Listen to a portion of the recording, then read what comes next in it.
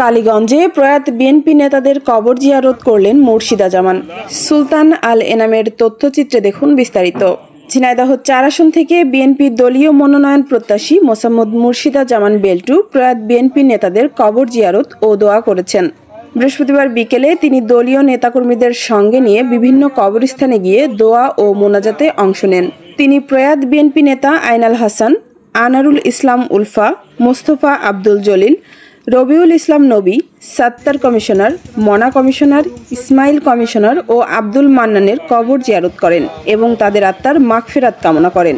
এ সময় উপস্থিত ছিলেন ঝিনাইদহ জেলা বিএনপির ত্রাণ ও পুনর্বাসন সম্পাদক ও কালীগঞ্জ উপজেলা বিএনপির সাবেক যুগ্ম আহ্বায়ক ইসরাইল হোসেন জীবন, জেলা বিএনপির উপদেষ্টা রেজাউল ইসলাম ও আশরাফুল ইসলাম স্বপন, উপজেলা বিএনপির নেতা আনোয়ার হোসেন, পৌর বিএনপির নেতা মিরু খান, সহকারী অধ্যাপক আশরাফুল ইসলাম মিঠু এবং উপজেলা যুবদলের যুগ্ম আহ্বায়ক গোলাম মর্তুজা জিকো সহ বিএনপি যুবদল ও ছাত্রদলের নেতাকর্মীরা।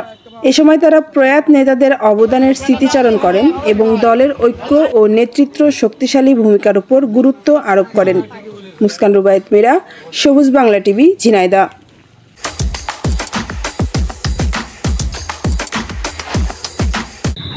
আমাদের যেসব নেতাকর্মী ছিল, নবীন প্রবীণ, আমাদের সাথে দীর্ঘদিন রাজনীতি করছে, তারা মারা গেছে। তাদের রুহের মাগফিরাত কামনা করে আমি তাদের জন্য দোয়া করার জন্য আজকে কবর জিয়ারত করার জন্য আসছি।